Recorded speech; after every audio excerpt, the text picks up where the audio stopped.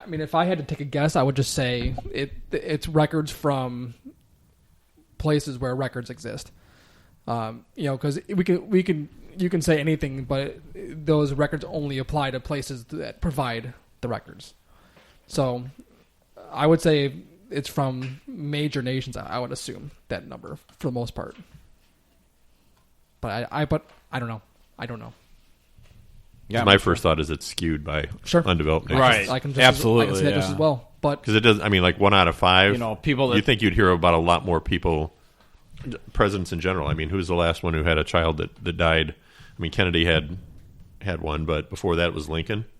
I mean, you would think that just on average, if it was 20% through all those years, you'd hear about a lot more kids that had died. I mean, even people that live out that don't have access to like a good housing. They live outdoors in harsh weather, could get eaten by tigers or boars, or depending on where you are. I mean, I think a lot of it would have to do with poverty level, I would think. I wonder how many people get eaten by boars. Dude, you do not want to mess with a boar. I agree, don't want to mess with them. I just wonder how many boars actually eat the people after they kill them. Oh, I'm sure all. Dude, that whole thing that with pigs, like the gangsters that have pigs because they eat everything, even the teeth, they don't leave a trace. Yeah, but I don't think they're feeding them full bodies. Yes.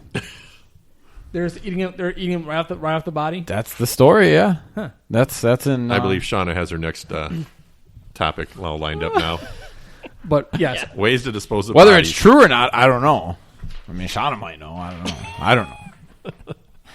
I can't say. No, but I think she's sworn to secrecy. Yeah, but I think Jeff makes a good point. I mean, I think that's possible that it's skewed. I don't know. Probably, but I think a lot of that has to do with medical and shelter, probably. Anyway, so yeah, there's a lot of types of vaccines. What I did is I looked at the U.S. Department of Health and Human Services, their website.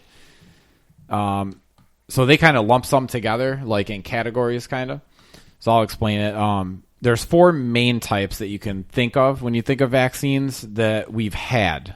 There's new ones coming, and I will talk about that a little bit. But so the main types, and it's kind of interesting to me at least how they work. So you have the ones the smallpox one we talked about.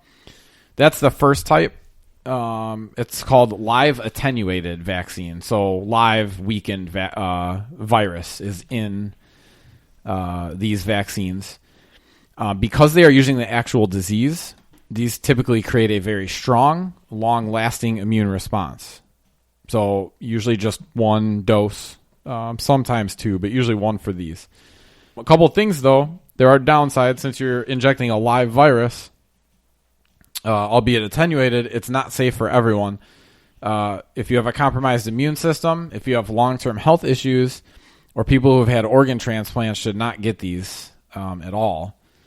The virus is weak, but can still take over someone who does not have a strong immune system. Talk to your doctor. There's a need for these to be kept cool. That's kind of with most of them. I mean, most of these vaccines have to be kept cool. So countries with limited access to refrigeration cannot get them. Which is unfortunate. Are you going to talk about mercury? Mercury? No. What you got? Well, I think I read somewhere that mercury because that's one of the biggest fears about getting vaccines is the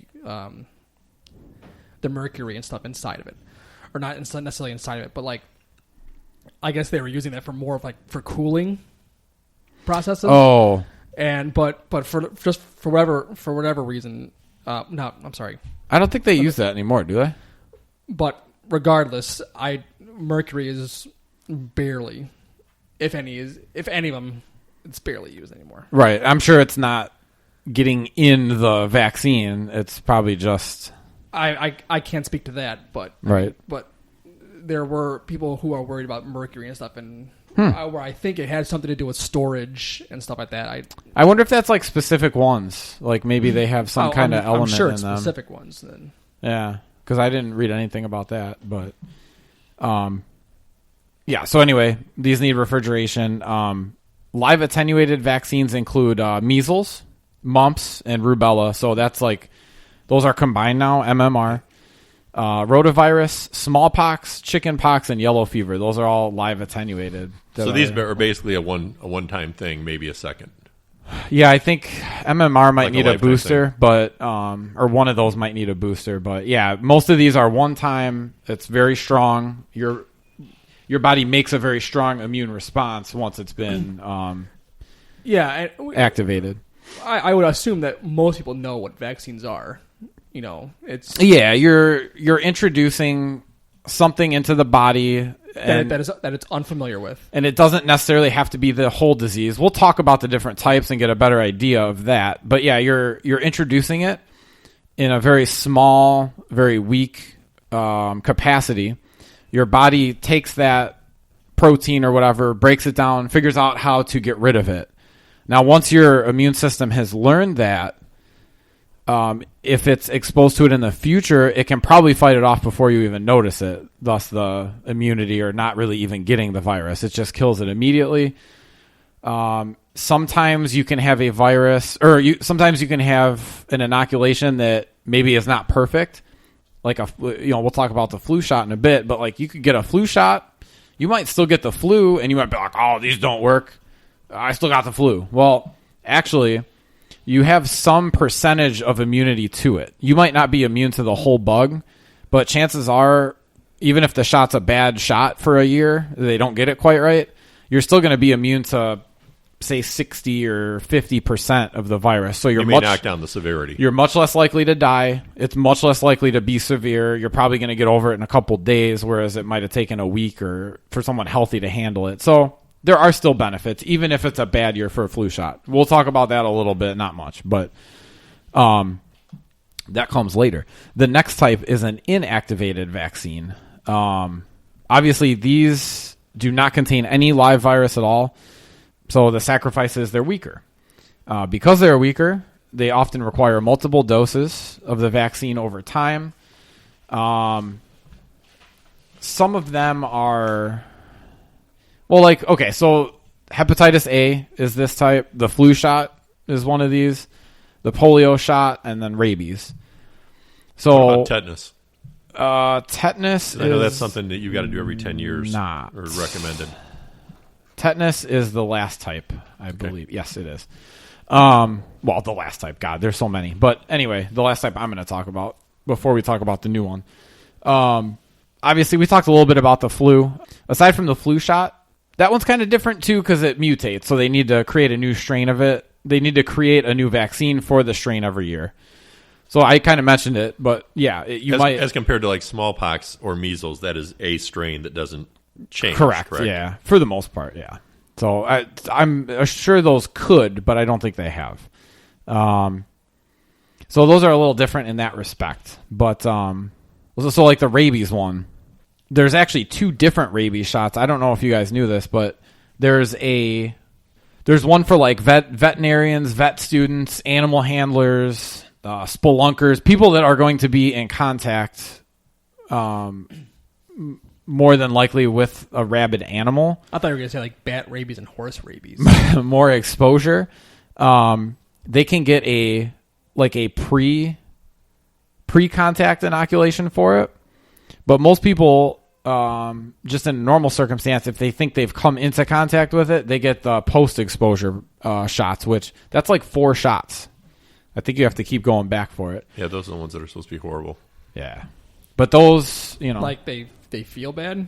They're in your stomach and everything, too. I think they give you a shot in your stomach. Oh. Yeah, I don't know how bad the rabies shots are now, but that used to be like one of the most feared things. Dude, rabies... You want to do anything but go through the shots just because it's painful? I'd rather go through the shot than the rabies, man. Right. That is terrifying. But the shots were no... Good Lord. No. Yeah. Well, I think that's kind of the whole argument against vaccines. Mm. You'd rather go through the shot and the side effects than get the actual thing. Right. Yep. But the rabies shots were particularly bad. Yeah. I mean, you would do everything you can to find out about the animal, whether or not it was rabid, before you But that one, put yourself through that. I don't know. But aren't you pretty much dead if you have rabies and you don't get inoculated? Like, do you have any shot to live from that?